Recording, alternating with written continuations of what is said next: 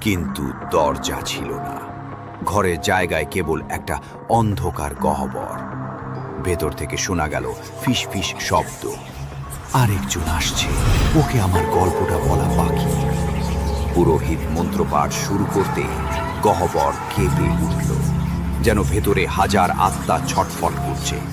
হঠাৎ বাড়ির দেয়ালে একে একে ফুটে উঠল কয়েকটি মুখ। রাহুল সহ আরো অনেক নিখোঁজ মানুষের। বাড়িটি ধ্বংস করার সিদ্ধান্ত নেওয়া হলো। কিন্তু ঠিক যেদিন বুলডোজার এলো, চালক দেখল গাড়ির পেছনে কে যেন বসে রয়েছে। লাল চোখ, ঠান্ডা হাসি। তার চিৎকারে সবাই ছুটে এলো, কিন্তু সেখানে ছিল না কেউ।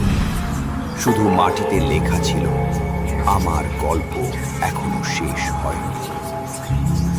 অবশ্যই সাবস্ক্রাইব করতে ভুলবেন না, কারণ প্রতি সপ্তাহে আসছে আরো ভয়ানক থ্রিলিং গল্প, যেগুলো আপনাকে রাতের ঘুম কেড়ে নেবে।